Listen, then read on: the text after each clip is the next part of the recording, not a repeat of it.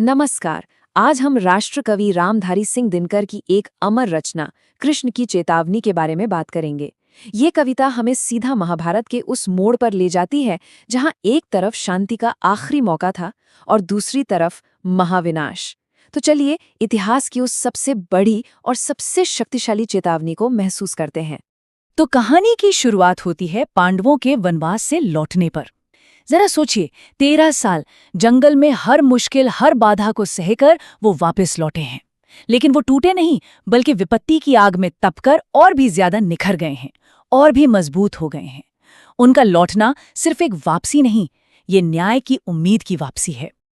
अब देखिए, इससे पहले कि युद्ध की आग सबको जलाकर राख कर देती, शांति को एक आखिरी मौका दिया गया। ये इतिहास को बदलने की एक बहुत जरूरी और शायद आखिरी कोशिश थी। और इस कोशिश को गंभीरता से समझिए। स्वयं भगवान कृष्ण एक दूत बनकर हस्तिनापुर आते हैं। वो वहां सर्वशक्तिमान ईश्वर बनकर नहीं, बल्कि पांडवों के शांति दूत बनकर आते हैं।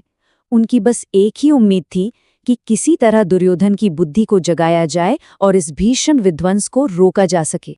इस मांग की सादगी देखिए। अगर न्याय करना है तो आधा राज्य दो, पर चलो अगर इसमें भी कोई दिक्कत है तो सिर्फ 5 गांव दे दो, बाकी सारी धरती तुम ही रख लो। इससे साफ पता चलता है कि पांडवों को सत्ता का लालच नहीं था, वो तो बस शांति चाहते थे। वो खून खराबा टालने के लिए अपना हक तक छोड़ने को तैयार थे। पर यहीं से कहानी एक बहुत ही दुखद मोड़ ले लेती है। जहां एक तरफ इतनी विनम्रता थी, वहीं दूसरी तरफ था दुर्योधन का अहंकार। एक ऐसा अहंकार जो शांति के रास्ते में एक दीवार बनकर खड़ा हो गया। दुर्योधन ने न सिर्फ उन 5 गांवों के प्रस्ताव को ठुकरा दिया, बल्कि एक ऐसी हिमाकत कर दी जिसकी कोई कल्पना भी नहीं कर सकता था। उसने शांति दूत बनकर आए भगवान कृष्ण को ही बंदी बनाने का हुक्म दे दिया। अब ये सिर्फ एक राजनीतिक गलती नहीं थी, ये तो सीधे सीधे विवेक, धर्म और दिव्यता का अपमान था। और यहीं दिनकर जी वो अमर पंक्तियां लिखते हैं जो आने वाली तबाही का पूरा सार बता देती हैं। ये एक ऐसा सच है जो हमेशा से अटल रहा है कि जब किसी इंसान का विनाश का समय आता है तो सबसे पहले उसकी सोचने समझने की शक्ति, उसका विवेक ही मर जाता है। अहंकार उसे अंधा कर देता है, और दुर्योधन के साथ ठीक यही हुआ। दुर्योधन के अहंकार ने सारी सीमाएं लांघ दी थीं। अब बारी थी भगवान के जवाब की। और उनका जवाब किसी एक राजसभा के लिए नहीं, बल्कि पूरे ब्रह्मांड के लिए था। और फिर उस राजसभा का माहौल एक पल में बदल गया। वो जगह जो शांति वार्ता का मंच थी, अब एक ब्रह्मांडीय आतंक का केंद्र बन गई। कृष्ण की सिर्फ एक हुंकार से दिशाओं के हाथी तक कांप उठे। भगवान का धैर्य अब जवाब दे चुका था, और उनका क्रोध प्रकट हो रहा था। इन शब्दों में जो दिव्य व्यंग्य है उसे समझिए। कृष्ण सीधे सीधे दुर्योधन के अहंकार को चुनौती दे रहे हैं। वो उसे ललकार रहे हैं, आओ अपनी जंजीरें लाओ और मुझे बांध कर दिखाओ। हाँ हाँ दुर्योधन, कोशिश तो करो। ये उस नश्वर इंसान की मूर्खता का मजाक था जो अनंत को अपनी मुट्ठी में कैद करना चाहता था। और इसके बाद कृष्ण अपना विराट रूप दिखाते हैं। वो दुर्योधन को दिखाते हैं कि ये पूरा ब्रह्मांड, ये आकाश, ये हवा, ये सारी सृष्टि सब उन्हीं के अंदर है। वो कोई साधारण दूत नहीं, बल्कि वो खुद ही सृष्टि का स्रोत है और सृष्टि उन्हीं में विलीन है। ये शायद उस विराट रूप का सबसे भयानक पल था।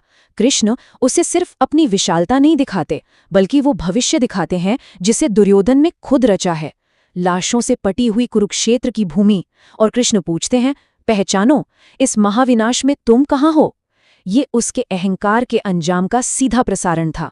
लेकिन अनंत को अपनी आंखों से देखने के बाद भी दुर्योधन का अहंकार नहीं टूटा।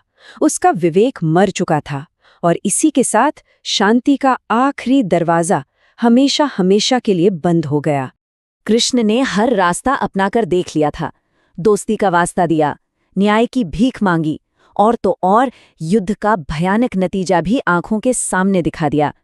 लेकिन दुर्योधन की जिद के आगे अब बातचीत का समय खत्म हो चुका था। और फिर होती है अंतिम घोषणा। याचना नहीं, अब रण होगा। अब कोई प्रार्थना, कोई विनती नहीं होगी। अब सिर्फ युद्ध होगा।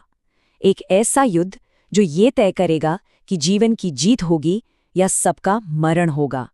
शांति की गुहार अब युद्ध के शंखनाद में बदल चुकी थी। तो दिनकर जी की ये महान कविता हमें इसी एक सवाल के साथ छोड़ जाती है। दुर्योधन की कहानी सिर्फ किसी एक राजा की कहानी नहीं है, ये हर उस स्थिति का आईना है जहां अहंकार बुद्धि पर हावी हो जाता है। तो सवाल यही है कि जब घमंड सोचने समझने की शक्ति को खत्म कर देता है, तो क्या विनाश ही एकमात्र नतीजा बचता है?